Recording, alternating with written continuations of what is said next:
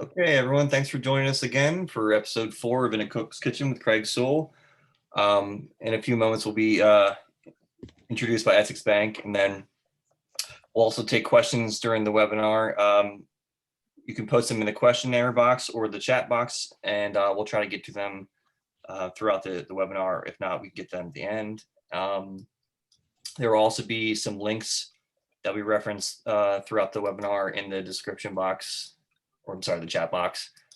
And then the recipe for this will also be available online, as well as a recording the day after.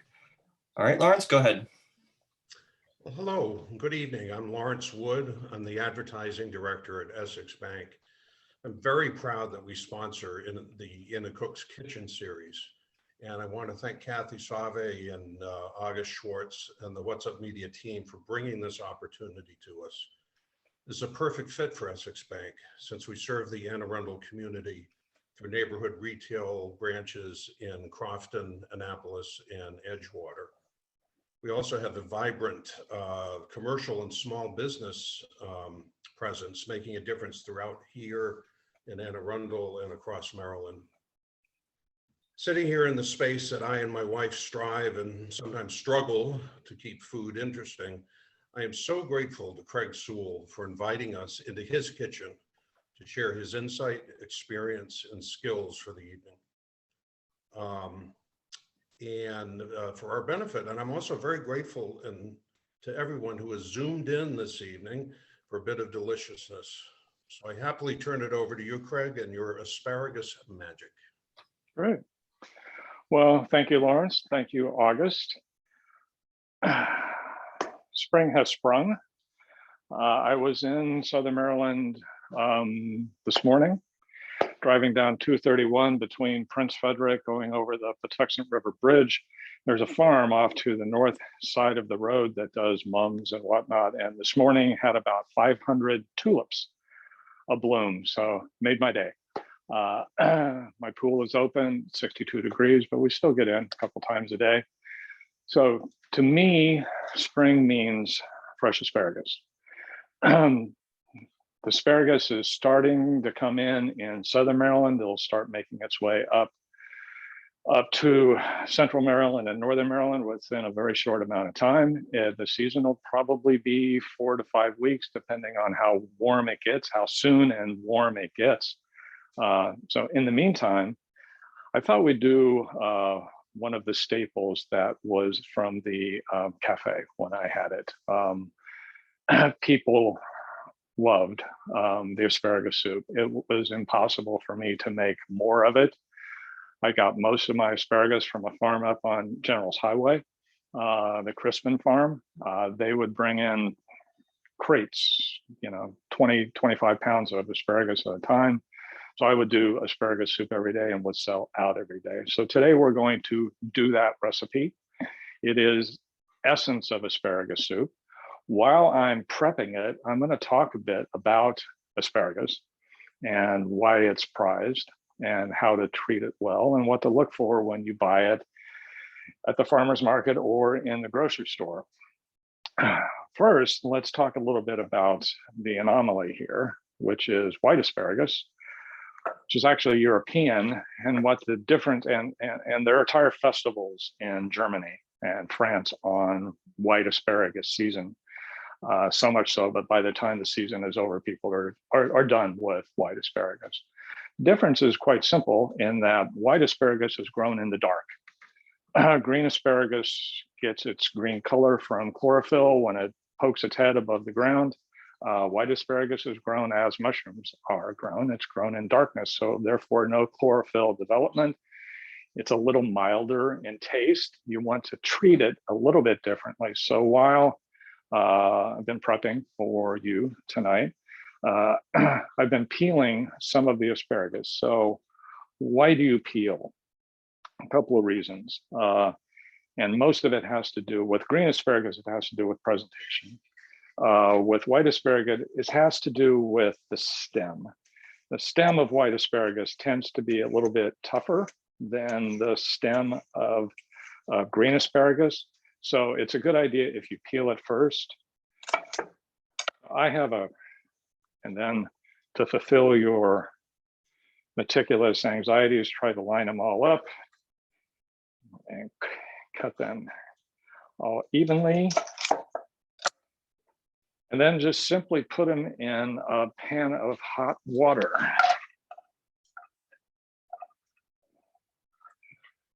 So we will see how, especially when the green asparagus is cooking, how the stem part of the asparagus is going to turn a darker green. The peeled part of the asparagus will actually lighten in color. So it'll give you a lovely presentation that you do on your plate. And we'll let this cook a little while. Usually for me, as you may know, I like to buy the freshest and most local and the best ingredients I can. And then to the best of my ability, I stay out of their way. So with dishes such as this, I usually just do a little butter and maybe a little kosher salt and whatnot. You can do a hollandaise with it. I would save my hollandaise for my green asparagus more than the white. The white is just simply a lovely, light, delicate flavor that comes through with just a mild little butter flavoring. So let's talk asparagus soup. It's going to be a velouté based soup. So what we're going to do is we're going to start with a sweet onion. In our very first class, we covered how to cut an onion. So I won't go through it step by step with you, but this is a pretty large sweet onion, so I'm only going to use half of it. And we will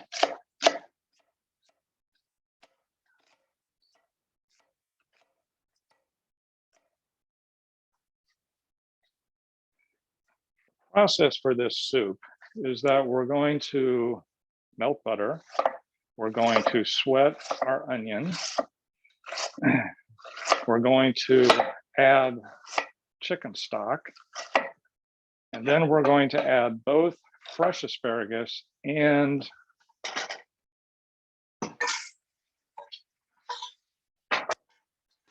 roasted asparagus. Quick question, Craig. Yes, sir. Someone asked if the white asparagus is in boiling water or if it's just sitting in warm, hot water.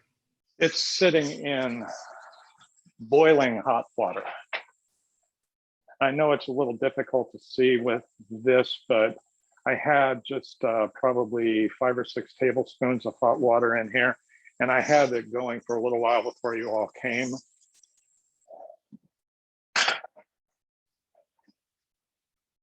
The idea behind this is that you just add enough water so as the water evaporates, and when the water totally evaporates out of your pan, the asparagus is done. So that usually means having water up perhaps maybe 1/4 inch or so in the pan, and then letting it sit, hot water, boiling water, let that reduce. And by the time that's reduced, the asparagus should be done. So with this asparagus, if you're doing asparagus for presentation purposes, what you want to do is you want to remove the woody end. So you just grab it, and wherever it breaks, then this part is discarded in a compost.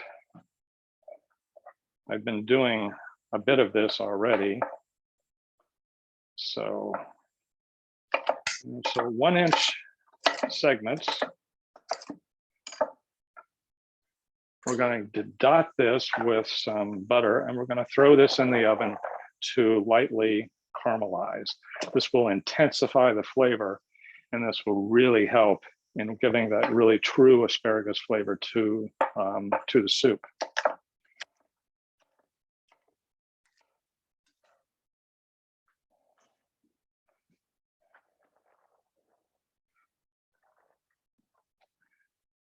So let's dot this with a little butter.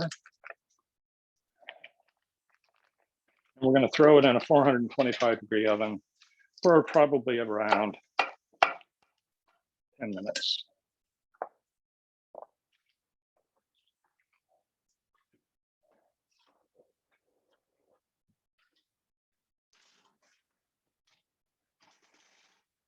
So in the meantime, we have, That was 425, you said, Craig? yep, sir, 425. Thank you. The remainder of the asparagus, we're also going to cut into 1-inch pieces. I'm not that concerned about the exact size because after this has been working for a while, we're going to use an immersible blender. And then at the end of the process, we're going to strain it through a chinois. So I'll be introducing 2 kitchen items today that you may or may not have. But how I usually describe gadgets such as this is that if you're watching these videos, you probably like to cook. And people know that. And people are looking for things to buy you for your birthday or Christmas or whatever. So whether or not they understand it or not, an immersible blender is a really cool thing to have in your kitchen, and it's useful for more things than making strawberry daiquiris. And we will see that. The second thing is a chinois. So this is one of my things that I brought home from the cafe. Chances are you're not going to buy one quite this big, but this is efficient for making quite a lot of soup. This is more likely the size that you're going to find. It also comes with different sorts of grids. This is a fine chinois here. This is a medium chinois here. Asparagus soup makes quite a bit of, has quite a bit of fiber in it. So you'll see at the end of this process, I'm going to use the big one because I'm going to be doing a fair amount of soup. And there's going to be a lot of fibrous materials left from the stalks of the asparagus there, but we're going to strain all of that out. But yet, it will be a very creamy soup. So while I'm doing this, I thought I might tell you about a project that I started working on today that hopefully will come to fruition. But working in Southern Maryland, as I have for the last 3 years, it is a society all its own and has its own heritage. It has its own food traditions. It has quite a diverse culture. So what I'm proposing to do, and those of you that maybe have seen my 15-episode cooking class, which is on southernmarylandmeats.com, where we go through the basics classes I used to do in the cafe and introduce a lot of kitchen skills. With this project in Southern Maryland, what I want to do is go out and try to identify those family recipes that people love, the sort of recipes that when you walk in the front door of grandma's house at Thanksgiving, you smell that. And it wouldn't be Thanksgiving unless she made that. So what I'd like to do is try to get a lot of those people together, whether they're grandmas or grandpas or aunts or uncles, and go into their kitchens, sort of as you're doing right now with me, and exploring with them those recipes, whether they're buttermilk biscuits or Maryland stuffed hams or whatever, and do a video series of grandma's hands doing this particular recipes. So fun with food. Where we are with, okay, our onion has sweated, and what that means is exactly as it sounds. It's just heated enough that it started releasing some of its juices, and it started to clarify. I'm going to add an equal amount of flour, all-purpose flour, to the butter that I added. So 50% butter, 50% flour. And don't worry, the recipe will be on the website, so you'll be able to see that. And then we're going to create a roux. a roux, 50% flour, 50% oil, in this case, butter. A roux will start off smelling very floury. We know when it started to become this substance of a roux, R-O-U-X, when that floury smell starts turning slightly nutty. We don't want it to brown in this particular recipe, because if you like brown it in this particular recipe, you're going to darken the soup. And part of the charm of asparagus soup is the bright green color. And we can keep that bright green color. And I'll show you how at the end with this. But a nice roux should be the consistency of wet sand.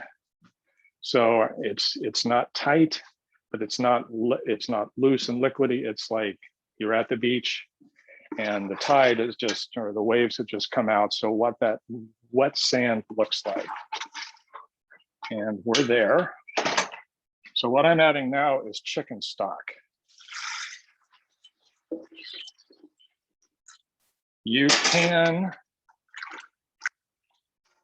do this with vegetable stock. You can do this with water if you like. I like chicken stock. It gives it the sort of body and the depth of flavor that I'm looking for. But if you're a vegetarian or you just don't want to use that, then that's absolutely fine. So we're going to add our fresh asparagus to our onion and roux sauce and broth.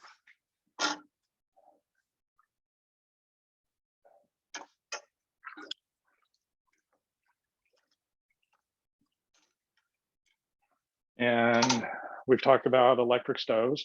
I have this turned about 5.5 or so. I just want it to come up to a low simmer.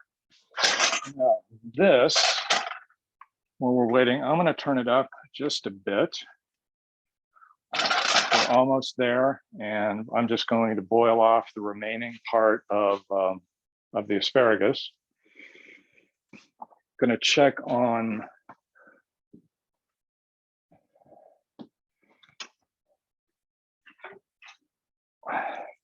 in the oven, give it a little toss so that the butter is even on the asparagus. And the asparagus parts on the floor, my dog Stella will pick up in a little bit. How long in the oven, Craig, for the asparagus?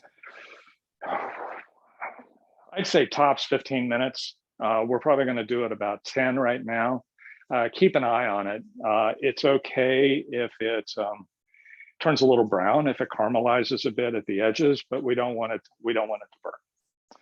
burn. So we just want it to darken and intensify the flavor with that butter. Someone else asked, do you have a preference for the fatter or the skinny asparagus stalks? Two things. One, when you buy, there are grades of asparagus. When you buy asparagus in a grocery store, there are certain grades that have to be met, and grading means the same size of asparagus, like a grade A or a grade B. Grade A's are very thin, grade B's are a little bit more medium sized. So they're all kind of banded together. When you buy asparagus at a farmer's market or directly off the farm, they tend to be a hodgepodge of thin asparagus and thick asparagus, which sort of challenges you as a cook to be able to make sure all of these things are cooked properly all at the same time.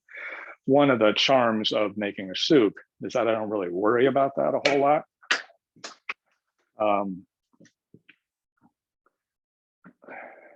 Thank you. But I prefer medium if I have a choice. So you gave me a choice between thin and thick, and I chose medium. it's harder to judge thick asparagus, but it tends to be a lot of what you may find locally. Most local asparagus is what's called the Jersey kind, which tends to run a little bit thicker. Now this asparagus is almost done. I'm going to crank it just to finish off the last bit of water, and hopefully you'll be able to see how how the colors really were enhanced by this.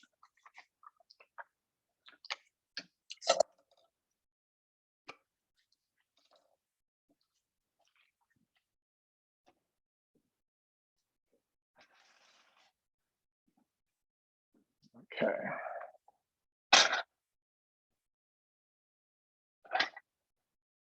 All right, it's done. I'm going to drain just a little bit of the water out. Dot it with butter.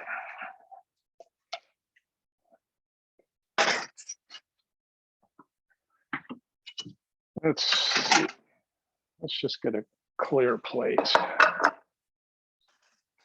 for this.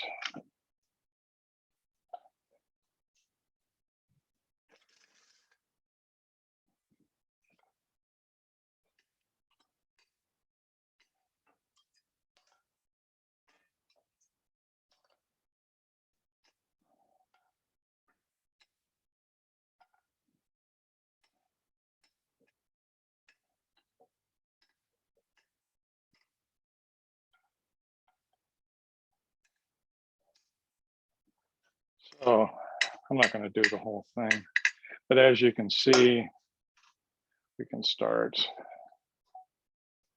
arranging it. Comme ça, hit it with a little kosher salt. And that's what I do. So entree, starch, vegetable out like that. So let's check on our soup. Is actually starting to thicken.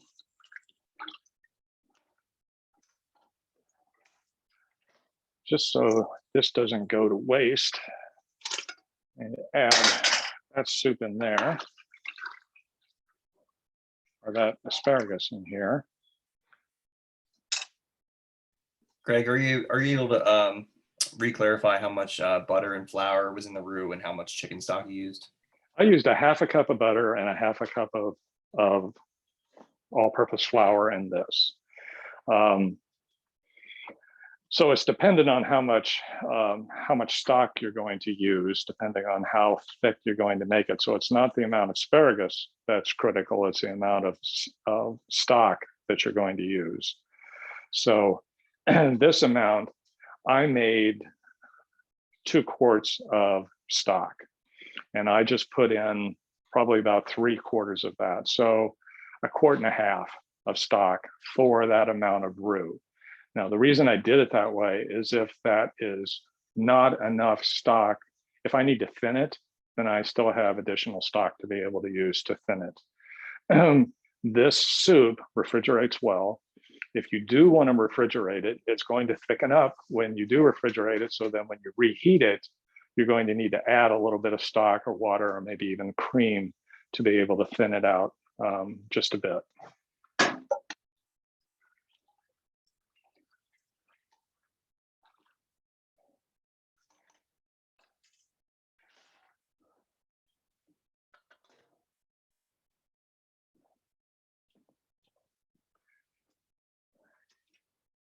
Okay, asparagus has been in just about enough time.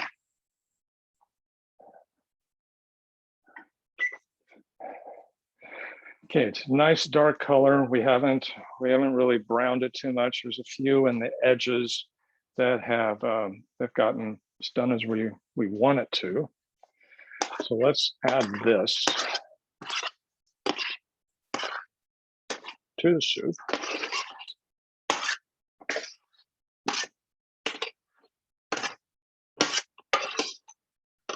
So what we've done is we've taken the fresh flavor of fresh asparagus, couple that with the intense flavor of a roasted asparagus, put it in chicken stock with a little bit of onion. With the roux, we're going to thicken it.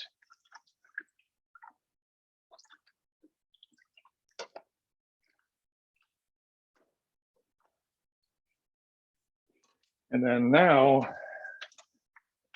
is where we use our immersible blender.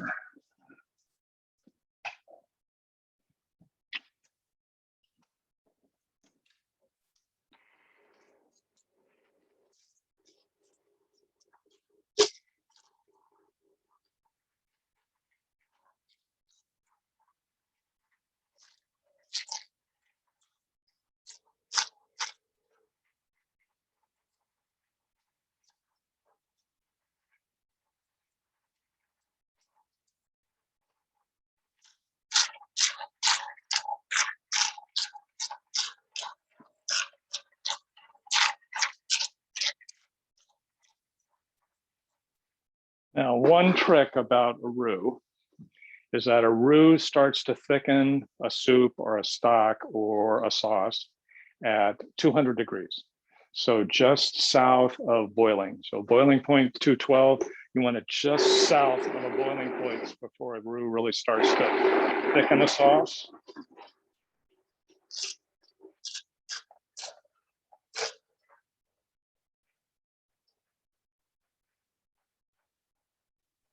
Craig, we had a question.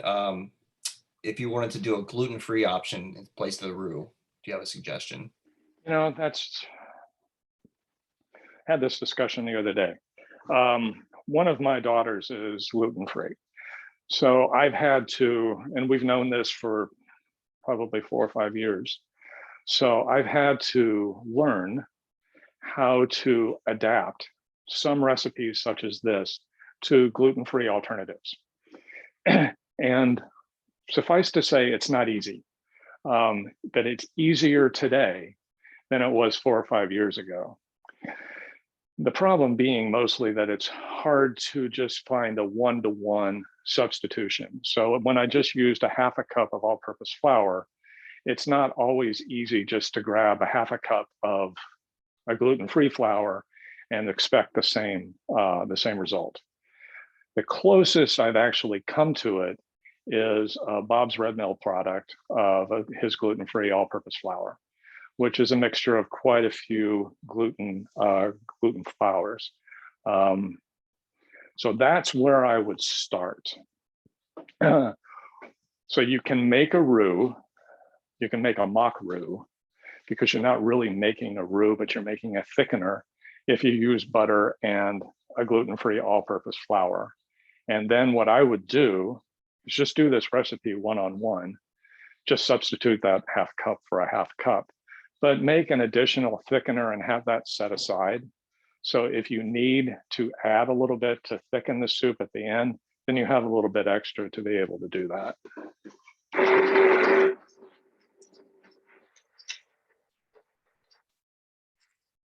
But having said that, my gluten-free daughter, I also make her, she's a member of my loaf of bread a week club.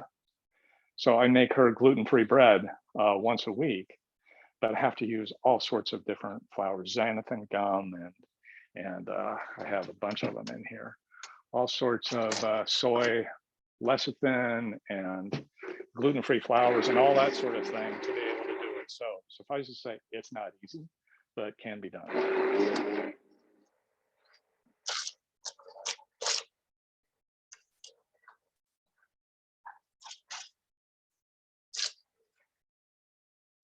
And we're almost here.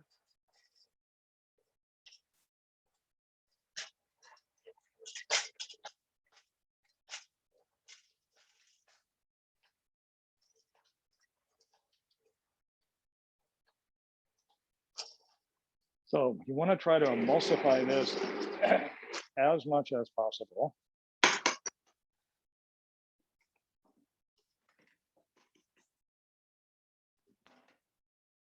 Then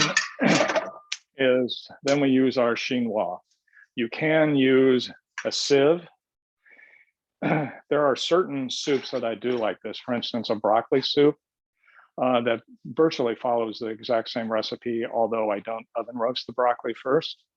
But that I just do, I emulsify it just as I did, and then I serve it this way because I kind of like that substance and that that texture to that particular soup. An asparagus soup I'm very particular about because I like to be very, very smooth. So I'm going to remove as much of the fibrous stems as I can.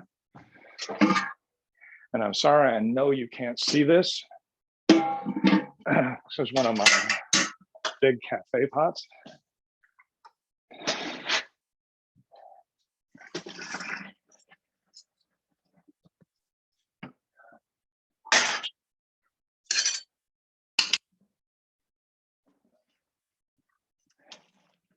So we're going to work this through the chinois.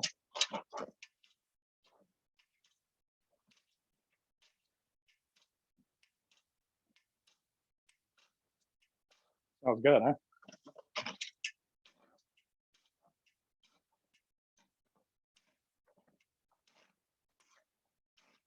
Yeah, it's one of the things I look forward to maybe doing this grandma project with, is being able to be in the kitchen with primarily women who have been doing this forever.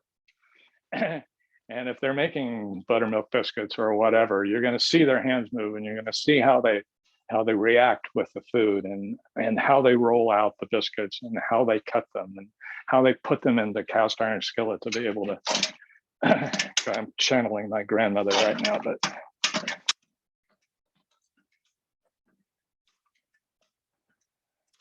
So I want to show you what's left.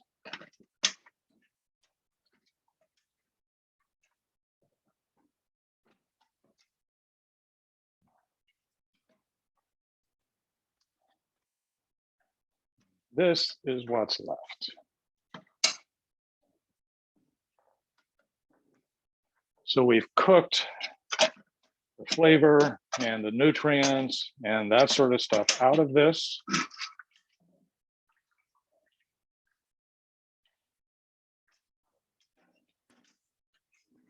I'm going to transfer it back into this pot that's a little bit more manageable.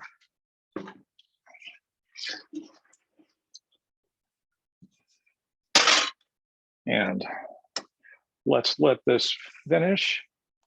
Now, what we want to do is we want to stabilize the color. If we don't stabilize the color in some way, it's going to start darkening. That's also true for broccoli soup, by the way. So the way to do that is to introduce some lemon juice.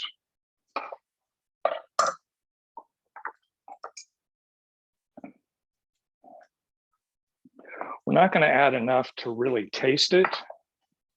So I'm using a half a lemon. I didn't use quite all of that.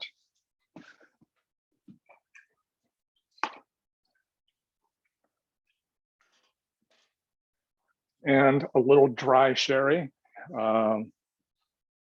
Make sure you use a nice dry sherry, and make sure you use dry sherry, not a sweet sherry, not a dry sack.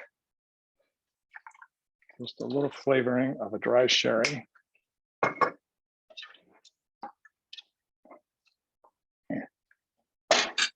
And the last thing we do is we're going to taste this. And more than likely, this is one of those soups that's going to need a little salt. My opinion on salt is that sodium has an insidious way of working into our diet, whether we want it to or not. So we should take every opportunity we can to not salt our food. And probably because my mother was a little short, cranky German woman, and the first thing she did when she sat down at the dinner table, she just salted the heck out of everything. But in this particular case, salt is important because salt is going to help bring out the flavors. Too much is not good, but just the right amount. So I'm going to taste it. Almost there. Someone asked if you had a brand of sherry you recommend. Uh, I'm gonna try. A lot of times you don't have a choice. If you go to a good wine store, you'll probably have a choice of Taylor's, which is a cheap California dry sherry. And if that's all you have, that's all you have. If you do have an opportunity to get a nice imported sherry, then I would do that. Although this is a $24 bottle of sherry. But as you can see, I used it rather sparingly, and I probably had this bottle of sherry for probably 2 years. So it goes a long way.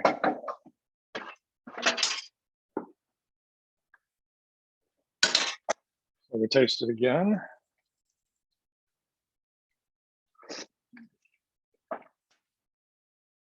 Oh, there.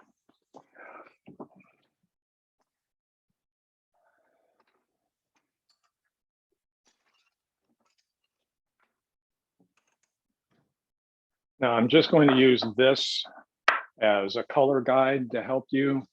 When I serve soup, I like to do it in something like this. But nevertheless, here we go.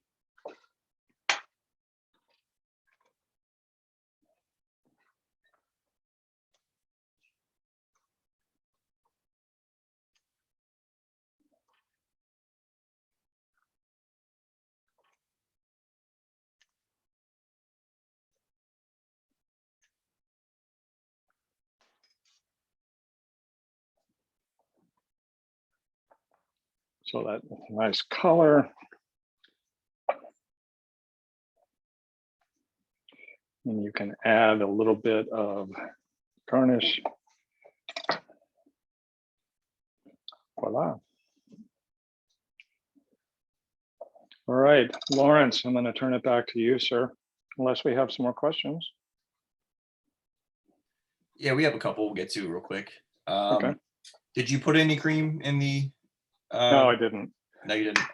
No, cream is optional. One of the reasons I didn't is because this is sort of this is not a thick soup at this particular time. This will thicken, but I didn't want to add any more additional liquid to it. You're adding fat. Fat is flavor, so nothing wrong with doing. But for that amount of soup, the most cream I would add would maybe be a 1/4 cup. That would be about it. And someone asked, can consumers go to Crispin's Farm? They used to be farmers market Saturdays on Riva. They have a farm stand that's open from 4th of July through Labor Day. You might just be able to catch the end of asparagus at that, but there's no sign. You might be able, if the farm stand is open, you'll be able to see it. It's right as you're coming out of Annapolis up General's Highway before you get to the split where it goes to Veterans Highway, if you're familiar. That's where their farm is, way back in the back. I wouldn't like drive back the dirt road to go there. I can, but they're usually not open to the public. What do you do with the cooked shredded asparagus? Cooked shredded, well, that's uncooked shredded asparagus, and that will go in my compost pile. All right, and this was in reference to the gluten-free option. Have you ever tried baby rice cereal or instant mashed potatoes?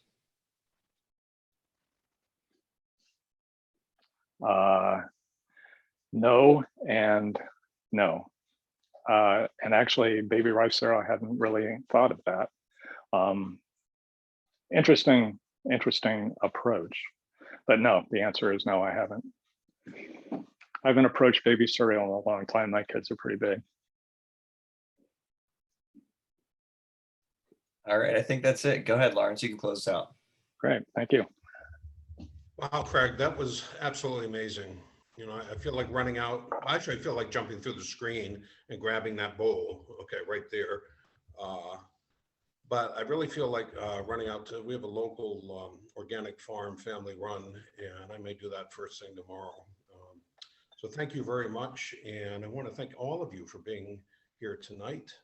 When you have time, look us up on EssexBank.com. We'd be delighted to hear from you. Good night, everyone. And I can't resist it.